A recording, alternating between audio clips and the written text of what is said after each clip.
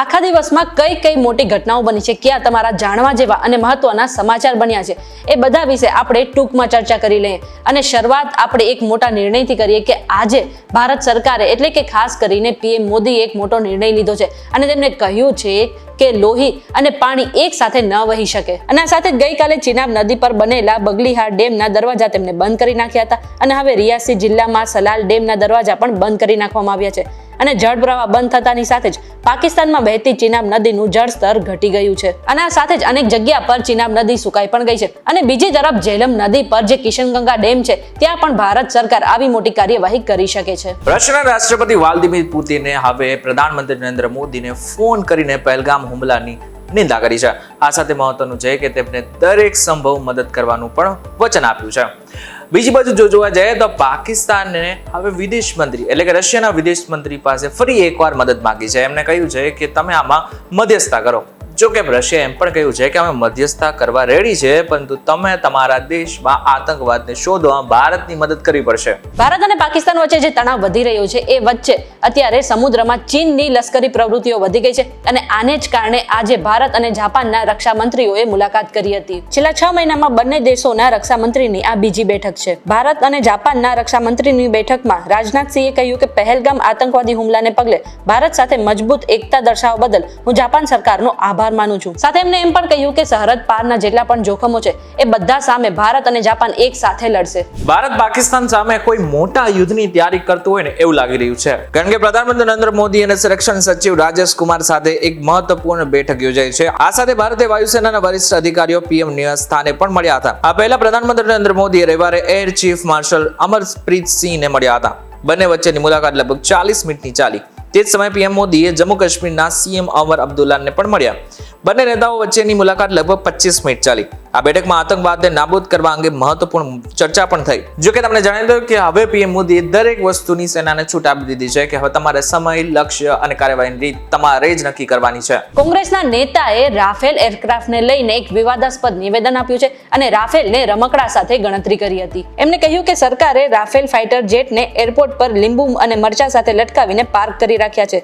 અત્યારે આતંકવાદી હુમલાઓ વધી રહ્યા છે, પરંતુ આ વિમાનનો ઉપયોગ સરકાર નથી કરી રહી અને ફક્ત મોટી વાતો જ કરી રહી છે. જો કે બીજી તરફ ભાજપે પણ પ્રતિક્રિયા આપી દીધી છે અને કહ્યું છે કે આવી રીતે કોંગ્રેસના નેતાએ રાફેલને રમકડું કહીને સેનાનું પણ અપમાન કર્યું છે અને તેમને માફી પણ માંગવી જોઈએ. 4 ધામ યાત્રાની તૈયારી તમે કરી રહ્યા હોય ને તો આ સમાચાર ખાસ તમારા માટે છે, કારણ કે હવામાન બદલી રહ્યું છે એને જ કારણે બદ્રીનાથ ધામમાં ચામુલી વિસ્તારમાં 6 થી 7 તારીખની વચ્ચે ભારે વરસાદ આવી શકે છે. બીજી તરફ કેદારનાથમાં એટલે કે રુદ્રપ્રયાગમાં 6 થી 7 મે ભારે વરસાદની શક્યતા છે. હવામાન વિભાગ દ્વારા યમુનોત્રી અને ગંગોત્રી માટે કોઈ ચેતવણી જાહેર કરવામાં આવી નથી. આ બંને સ્થળો હવામાન વિભાગની વેબસાઇટ પર વોચ લિસ્ટમાં છે. એટલા માટે થઈને આગળના સમયમાં તમે 4 ધામની યાત્રાની તૈયારી કરી રહ્યા હોય તો એકવાર હવામાન જોઈને જજો. ભર ઉનાળે અત્યારે ગુજરાતમાં પણ વાતાવરણમાં પલટો આવ્યો છે અને અનેક જગ્યા પર વરસાદી છાંટા પડ્યા છે અને આવનાર દિવસોમાં ઘણી જગ્યા પર કરા સાથે ભારે વરસાદ પણ પડી શકે છે અને આ કારણે અત્યારે ખેડૂતો પણ ચિંતામાં મુકાઈ ગયા છે અને સાથે કેરીના પાકને પણ નુકસાન પહોંચી રહ્યું છે અને એવું કહેવાય રહ્યું છે કે આવનાર સમયમાં કેરીનો જે ભાવ છે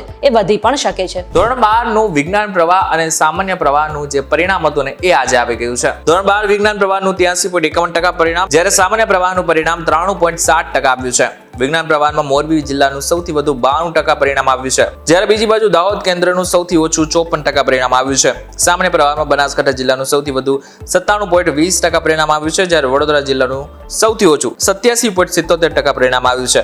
સામાન્ય પ્રવાહમાં 100% પરિણામ ધરાવતી શાળા 2000 થી વધુ છે. હવે જેટલા પણ લોકો પાસ થયા છે બધા જ લોકોને અભિનંદન, પરંતુ જેટલા લોકો નપાસ થયા છે બધા જ લોકોને કહેવાનું છે કે હિંમત ન હારતા. આ એક પરીક્ષા તમારું આખું જીવન નક્કી નથી કરતો. બીજી વખત પ્રયાસ કરશો તો ચોક્કસથી પાસ પણ થઈ જશો. એક તરફ નેતાઓ મોટી વિકાસની વાતો કરવામાં થાકતા નથી, બીજી તરફ વિકાસ બસ કાગળ પર હોય ને એવું લાગી રહ્યું છે અને આવો જ કંઈક કિસ્સો મહીસાગરમાં બન્યો છે. મહીસાગરના રાઠવા બેટ વિસ્તારમાં લોકો પુલના અભાવે પરેશાન થયા છે, જેને પગલે બોટમાં જાન કાઢવા પરિવાર મજબૂર થયો હતો. નાવડીમાં બેસીને વરાજાની જાન નીકળી હતી તો વરાજો પણ નાવડીમાં સવાર થઈને વહુ લાવવા નીકળ્યો હતો. અહીં 2 ગામ વચ્ચેથી કડાણા ડેમના પાણી વહી રહ્યા છે અને 2 ગામ માટે અવરજવર માટે રસ્તો પણ નથી. તેથી બોટમાં સવાર થઈને લોકો અવરજવર કરી રહ્યા છે. એટલા માટે અહીંના લોકોએ અવરજવર માટે રસ્તો બને એવી સરકાર પાસે માંગ કરી છે. કેનેડામાં ફરી એકવાર હિન્દુઓને નિશાન બનાવવામાં આવ્યું છે. ટોરેન્ટોમાં હિન્દુ વિરોધી એક પરેડનું આયોજન કરવામાં આવ્યું હતું. માલ્ટન ગુરુદ્વારામાં ખાલિસ્તાની જૂથે કેનેડામાં રહેતા 8 લાખ હિન્દુઓને ભારતમાં દેશ નિકાલ કરવાની માંગ કરી હતી. કેનેડામાં તાજેતરમાં ચૂંટણી યોજાઈ હતી અને માર્ક કાર્નીની જીત સાથે ફરી વડાપ્રધાનનું પદ તેમને સંભાળ્યું હતું. વડાપ્રધાન માર્ક કાર્નીની સરકારને સવાલ પૂછવામાં આવી રહ્યા છે કે તેઓ પૂર્વ વડાપ્રધાન જસ્ટિન ટ્રુડોની ખાલિસ્તાનીઓ પ્રતિ નરમ વલણ અપનાવશે કે પછી સખ્ત રહેશે. જો કે આવું રહ્યું તો ચોક્કસથી ભારત અને કેનેડાના સંબંધો જે વણસ્યા છે એ વધુ વણસશે. ત્યારે આ બાબતને લઈને તમારું શું કહેવું છે મને જરા કોમેન્ટ કરીને ચોક્કસથી કહેજો. વિડીયો થકી જો તમને કોઈ ઇન્ફોર્મેશન મળી હોય તો વિડીયો લાઈક અને શેર જરૂરથી કરજો તથા આ જ ઇન્ફોર્મેટિવ વિડીયોઝ માટે VTV ડિજિટલ સાથે જોડાયેલા રહેજો.